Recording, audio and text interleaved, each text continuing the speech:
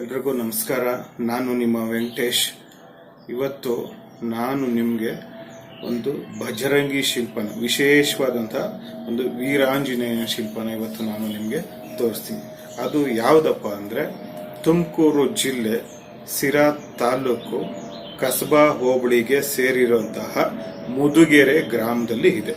ಮುದುಗೆರೆ ಸಿರಾಯಿಂದ ಹುಳಿಯಾರ್ಗೆ ಹೋಗುವ ರಸ್ತೆಯಲ್ಲಿ ಸುಮಾರು 6 ಕಿಲೋಮೀಟರ್ ದೂರದಲ್ಲಿ ಬಲಗಡೆಗೆ ಹೋದ್ರೆ ಮುದುಗೆರೆ ಗ್ರಾಮ ಸಿಗುತ್ತೆ. ಈ ಗ್ರಾಮದ ಮಧ್ಯದಲ್ಲಿ ಒಂದು ಹುಟ್ಟು ಬಂಡೆಯ ಮೇಲೆ ಒಂದು ಬೃಹತ್ತಾದಂಥ ಅಂದರೆ 18 ಅಡಿಗೂ ಹೆಚ್ಚು ಎತ್ತರ ಇರುವಂತಹ ಒಂದು ವೀರಾಂಜನೇಯನ ಶಿಲ್ಪವನ್ನ ಕೆತ್ತಿದ್ದಾರೆ. ಈ ಆಂಜನೇಯ ಶಿಲ್ಪದ ಹಿಂಭಾಗದಲ್ಲಿ, ಅಂದ್ರೆ ಆಂಜನೇಯನ ಬೆನ್ನ ಹಿಂಭಾಗದಲ್ಲಿ ಹುಟ್ಟು ಬಂಡೆಯ ಮೇಲೆ ಈ ಶಿಲ್ಪ ರಚನೆಯಾದ ಕಾಲನೂ ಕೂಡ ನಮೂದು ಮಾಡಿರೋದನ್ನ ನಾವು ನೋಡ್ಬೋದು. ಅಂದ್ರೆ ಆ ಶಾಸನದಲ್ಲಿ ಉಲ್ಲೇಖ ಇದೆ. ಏನಪ್ಪ ಅಂದ್ರೆ ಈ ವೀರಾಂಜನೇಯನ ಶಿಲ್ಪವನ್ನು ಕೆತ್ತಿಸಿದವನು ಲಕ್ಕೇಯ ನಾಯಕ 1679ರಲ್ಲಿ ಪ್ರತಿಷ್ಠಾಪನೆ ಮಾಡಿದ ಅನ್ನೋ ಒಂದು ಉಲ್ಲೇಖ ಶಾಸನಾಧಾರನೂ ಕೂಡ ನಮಗೆ ಇದೆ. ಈ ಶಿಲ್ಪದ ಒಂದು ವಿಶೇಷ ಏನಪ್ಪಾ ಅಂದ್ರೆ ಈ ಬೃಹತ್ ಆಲೀಢ ಭಂಗಿಯಲ್ಲಿ ಅಥವಾ ವೀರ ಭಂಗಿಯಲ್ಲಿ ನಿಂತಿರ್ತಕ್ಕಂಥ ಆಂಜನೇಯನ ಸುತ್ತಲೂ ರಾಮಾಯಣಕ್ಕೆ ಸಂಬಂಧಪಟ್ಟಂತ ಸಣ್ಣ ಸಣ್ಣ ದೃಶ್ಯಗಳನ್ನ ಸುತ್ತಲೂ ಕಥಾನಕ ರೂಪದಲ್ಲಿ ಕೆತ್ತಿರುವಂಥದ್ದನ್ನ ನಾವು ನೋಡ್ತೀವಿ.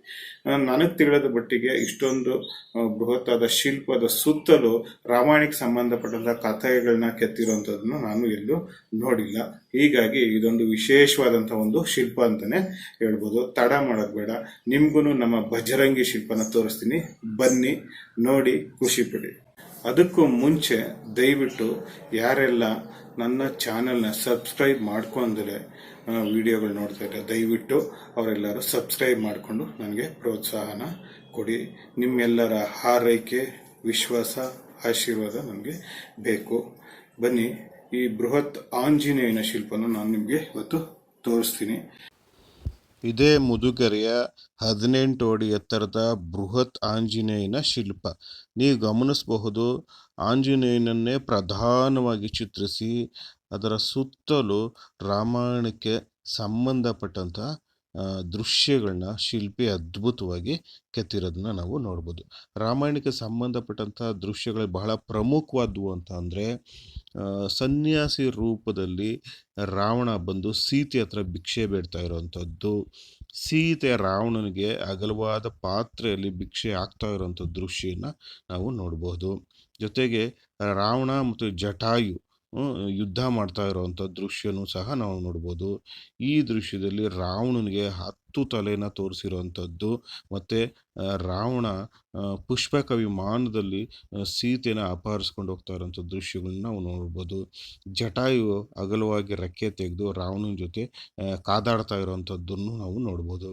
ಇದ್ರ ಜೊತೆಗೆ ರಾಮ ಚಿನ್ನದ ಜಿಂಕೆಯನ್ನು, ಮಾಯಾ ಜಿಂಕೆಯನ್ನು ಬೇಟೆ ಆಡ್ತಿರೋಂಥ ದೃಶ್ಯ, ನಂತರ ರಾಮ, ಲಕ್ಷ್ಮಣ, ಸೀತೆ ಮತ್ತು ಆಂಜನೇಯರು ಒಟ್ಟಾಗಿ ಒಂದು ಕಡೆ ನಿಂತಿರೋಂತಹ ದೃಶ್ಯ, ಜೊತೆಗೆ ಲಂಕೆಯಲ್ಲಿ ಸೀತೆ ಅಶೋಕವನದಲ್ಲಿ ಕುಳಿತಿರೋಂಥ ದೃಶ್ಯ, ಸೀತೆಯ ಪಕ್ಕದಲ್ಲಿ ಅನೇಕ ರಾಕ್ಷಸಿಯರು ಅವಳಿಗೆ ಸೀತೆಗೆ ಕಾವಲಿರುವಂಥ ದೃಶ್ಯ, ಆಮೇಲೆ ಕಪಿ ಸೈನ್ಯ ಲಂಕೆಗೆ ಸೇತುವೆಯನ್ನು ಕಟ್ತಾ ಇರೋವಂಥ ದೃಶ್ಯ, ಅಂದರೆ ಸೇತು ಬಂಧನ ಕಟ್ತಾ ಇರೋವಂಥ ದೃಶ್ಯ.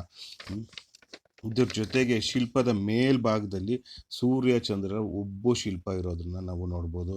ಆಮೇಲೆ ನಂತರ ಹನುಮಂತ ಶಿವಲಿಂಗವನ್ನು ತರೋದಕ್ಕೆ ಕೈಲಾಸಕ್ಕೆ ಹಾರ್ತಿರೋಂಥ ದೃಶ್ಯನೂ ಸಹ ನಾವು ನೋಡ್ಬೋದು.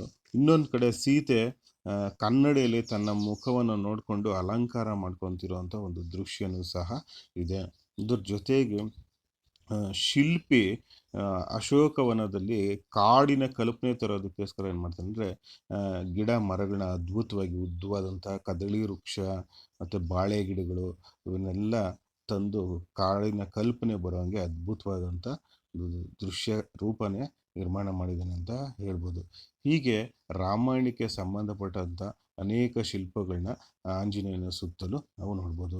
ಇನ್ನೊಂದು ಕಡೆ ಮತ್ಸ್ಯೇಂದ್ರನಾಥನ ಶಿಲ್ಪನೂ ಸಹ ಇರೋದು ಬಹಳ ಗಮನಾರ್ಹವಾದಂಥದ್ದು ಅಂತ ಹೇಳ್ಬೋದು. ಇಲ್ಲಿ ಶಿಲ್ಪಿ ಆಂಜನೇಯನ ಶಿಲ್ಪವನ್ನು ಬಹಳ ಅದ್ಭುತವಾಗಿ ಬಿಡಿಸಿದ್ದಾನೆ. ಆಂಜನೇಯ ವೀರ ಭಂಗಿಯಲ್ಲಿ ನಿಂತಿರೋದನ್ನ ನಾವು ನೋಡ್ಬೋದು. ಒಟ್ಟಾರೆಯಾಗಿ ಇದೊಂದು ಉತ್ತಮವಾದಂಥ ಒಂದು ಸಂಯೋಜನಾ ಶಿಲ್ಪ ಅಂತ ಹೇಳ್ಬೋದು. ಬಹಳ ಪ್ರಮಾಣಬದ್ಧವಾಗಿ ಮೂಡಿ ಬಂದಿರೋಂಥ ಶಿಲ್ಪದಲ್ಲಿ ಲವಲವಿಕೆ ಇದೆ, ಲಾಲಿತ್ಯ ಪೂರ್ಣವಾಗಿ ಇದೆ. ಆಂಜನೇಯನ ವಿಶಾಲವಾದ ಎದೆ, ಸಣ್ಣ ನಡು ನಮ್ಮ ಗಮನ ಸೆಳೆಯುತ್ತೆ. ಒಟ್ಟಾರೆ ಇದೊಂದು 17ನೇ ಶತಮಾನಕ್ಕೆ ಸೇರಿದಂತಹ ಒಂದು ಅದ್ಭುತವಾದ ಆಂಜನೇಯನ ವಿಗ್ರಹ ಅಂತ ಹೇಳಬಹುದು. ಒಮ್ಮೆ ಭೇಟಿ ಕೊಡಿ. ಮತ್ತೆ ಮುಂದಿನ ವಿಡಿಯೋದಲ್ಲಿ ಭೇಟಿಯಾಗೋಣ. ಅಲ್ಲಿವರೆಗೂ ನಮಸ್ಕಾರ.